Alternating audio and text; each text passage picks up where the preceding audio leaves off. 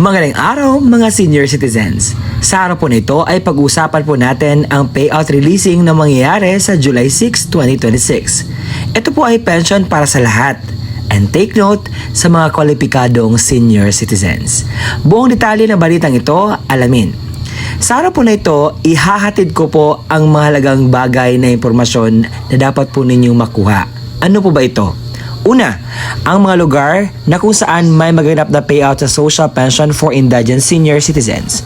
Pangalawa, ano ang oras po ng inyong payout? Pangatlo, saan gaganapin ang payout? Pang-apat, mga kumpletong requirements na dapat mong i-ready. At panglima, mga dagdag alaman patungkol po dito. Para po sa mga nagtatanong kung ito ba ay legit, yes po, ang Social Pension for Indigent Senior Citizens ay isang ganap na batas para po sa ating mga minamahal na mga senior citizens. At kung gusto mo ang itong content, tapusin mo ang video nito hanggang sa dulo nang sa gayon makuha mo ang punto ng video ito. Kung ikaw ay bago pa lang sa aking YouTube channel at gusto mo ang itong content, isubscribe mo na at i-bell notification na nang sa gayon ay maging updated ka sa mga i-upload ko pa. At hindi ko napapatagalin pa ang oras na pag-usapan ng bagay na ito. Kaya naman, let's go! Ang una sa ating listahan ay ang bayan ng Magsaysay sa Davao del Sur dahil meron pong magaganap na payout sa social pension sa July 6, 2026. At ito po ang aking patunay sa akin pong sinasabi. Sa Poblasyon Gymnasium, alas 8 hanggang alas 2 ng hapon. Sa Barangay Poblasyon po, sa San Miguel Gymnasium, alas 8 hanggang 2 ng hapon ang Barangay Balnate, Barangay Tagaytay, Barangay San Miguel. Sa Barangay Barayong Gym, alas 8 hanggang 2 ng hapon sa Barangay Mabini at Barangay Barayong. Sa Barangay Santa Lucia, District 5, Quezon City, ay meron po magaganap na payout sa July 6, 2026 sa alas 9 ng umaga at magaganap po ito sa Multipurpose Hall. At ito po ang mga pangalan sa kasali.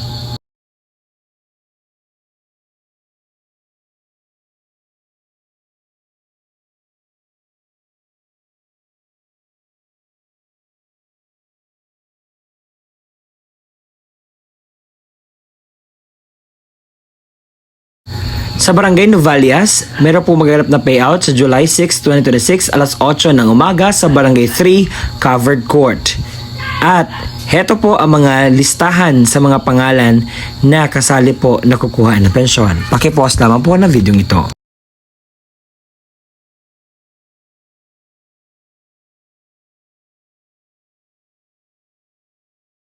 Sa Danao City, meron po magaganap na payout sa July 6, 2026 sa alas 9 ng umaga sa Danao City Civic Center, Poblasyon Danao City. At ito po ang mga tao na kasali po na kukuha ng pensyon. Sa Tabuk, Danao City ay meron din magaganap na payout sa July 6, 2026 alas 9 ng umaga sa Danao City Civic Center, Poblasyon Danao City. At ito po ang mga pangalan sa kasali. Sa Barangay Azagra ay meron po magaganap na payout sa July 6, 2026 sa Poblasyon 3, Covered Court. At ito po ang aking nasagap na mga pangalan na kasali po sa listahan na kukuha po ng pensyon. Ito po ay second quarter, April to June 2026 sa mga pensyon.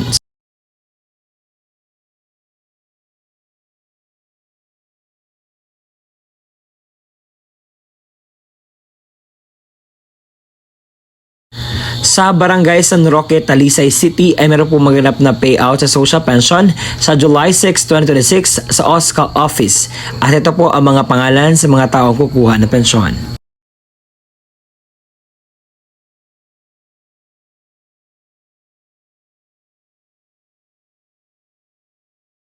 Sa Barangay Poblasyon 4, Tanjay City ay meron po magaganap na payout sa July 6, 2026 sa Barangay 3 Covered Court, Tanjay City. Alauna po ng hapon magaganap ang inyong pong payout. At ito po ang mga listahan sa mga pangalan na kasali.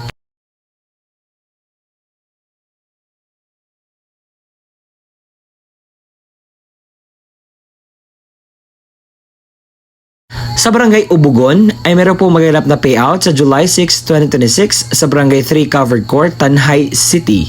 At ito po ang mga kasali na mga parte sa listahan na kukuha ng pensyon.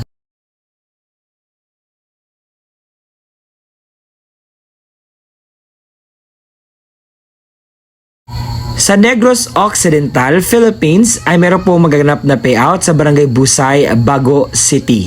At ito po ang full information of that. Sabi po dito, sa July 6, 2026 ay meron po magaganap na payout sa alas 9 hanggang alas 12 ng tanghali.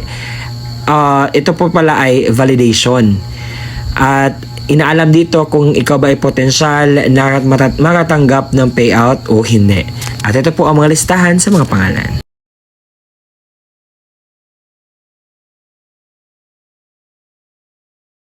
Sa Lawaan Covered Court ay meron po magaganap na payout sa July 6, 2026 sa alas 9:30 ng umaga. At ito po ang mga pangalan sa kasali po na kukuha ng pensyon. Sa Gubat, Sorsogon ay meron po magaganap na payout sa Barangay Hall sa July 6, 2026 alas 8 po ng umaga. At kung gusto niyo po ng mga listahan sa mga pangalan na kasali at ito po ang aking ipapakita.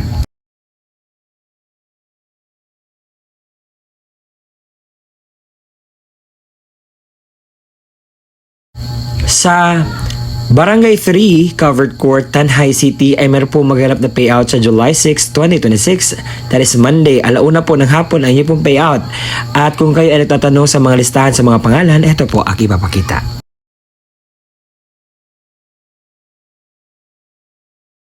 Sa Tanhay City, sa July 6, 2026, ito po ang mga listahan. Sa alas 8 ng umaga, sa Azagra, Luca, Manipis, Novalias, Ubugon. Sa Poblasyon 1 to 7, alauna ng hapon sa Barangay 3, Covered Court, Tanhay City. Sa Barangay Bahian, alas 8 ng umaga, sa Bahian, Covered Court, sa Paleo. Sa alauna ng hapon, sa Paleo, Covered Court po ang inyo pong payout.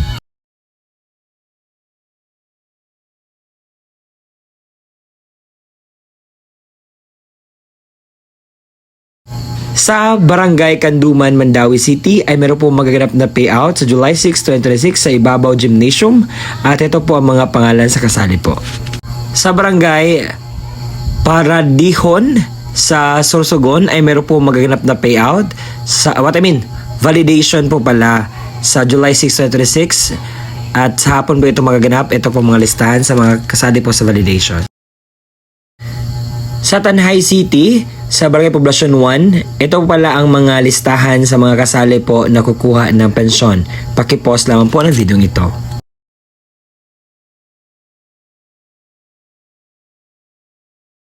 Sa Maslog Covered Court, meron po maganap na payout sa July 6, 2026, alas 8 hanggang alas 3 ng hapon sa Maslog, Barangay Maslog at sa Barangay Aganan sa Aganan Covered Court na may 113 pensioners. Sa July 6, 2026, ang Barangay Tagumpay na may 24 pensioners. Sa Barangay Kiluron na may 129 pensioners. Sa Barangay Hall po yung payout sa alas 8:30 hanggang 9:30 ang Tagumpay.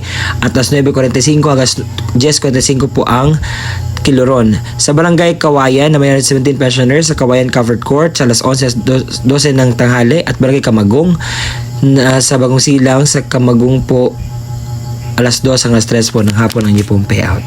Iyon po ang mga lugar kung saan may magaganap na payout o bigayan ng pensyon para sa ating mga minamahal na kwalipikadong senior citizens. Sa mga nagtatanong, sir, totoo ba itong sinasabi mo? Hindi ba ito fake news? Hindi po iyan fake news dahil naka-include na po ang mga details na dapat nyo pong ma-inculcate, malaman, maramdaman. Kasi gusto ko pong sabihin sa inyo dahil maraming nasabi fake news naman sinasabi nyo. Hindi po ito fake news. Ito ay batas po ang Social Pension for Indigent Senior Citizens. At kung hindi ko man nakita ang inyong mga lugar, you can just go to the near barangay sa inyo at alamin kung meron na bang update sa inyong Social Pension for Indigent Senior Citizens. Kung kasali ka pa ba, meron bang update o ano ba ang gusto mong malaman na increase patungkol po sa inyo pong magaganap na pensyon. Baka yung iba hindi na nakatanggap dahil meron pong validation. Kapag hindi ka pa makapunta sa validation, automatic tanggal ka na po. And sir, ano ba yung mga requirements nito para payout kami? So ito po ang kumpletong requirements na dapat mong i-ready. Social pension requirements. Kapag ang senior citizens mismo ang pupunta sa venue, ito po ang kanyang dalhin. Una, original OSCA ID at national ID. Pangalawa, photocopy ng senior citizens ID na may 3 lagda o thumb mark sa hindi na po makakapirma. Kung ang representative ng senior citizen naman ang kukuha, ito po ang dapat niyang dalhin. Una, original at photocopy ng ID ng senior citizens ID na may 3 lagda o thumb mark sa hindi na po makakapirma. Original at photocopy ng valid ID ng representative o government issued ID lamang na may 3 lagda o thumb mark sa hindi na po makakapirma. Sulat, pahintulot or authorization letter mula sa senior na mayroong pirma, thumb mark at naayon sa format mula sa DSWD, magkuha po ito sa inyo pong barangay. Pang-apat, kopya ng litrato ng senior citizens na may kasamang representative na may hawak na updated newspaper. Kung ang kukuha naman ay representative ng namayapang senior, ito po ang kanyang dalhin. Una, original at photocopy ng ID ng senior citizens or certificate of membership mula sa OSCA kapag wala na itong OSCA ID na photocopy. Pangalawa, original at photocopy ng government issued ID ng representative. Pangatlo, original na kopya ng death certificate na naka-certified true copy. Paunawa, ang mga namayapang pensioner ay makatanggap lamang ng kanilang pensyon depende sa quarter kung kailan o ang alinsunod sa alintunin mula sa DSWD. At yun po ang kumpletong detalye sa inyo pong makukuhang pensyon sa araw po na aking sinasabi. Salamat po sa pakikinig hanggang sa susunod na aking upload. Bye-bye.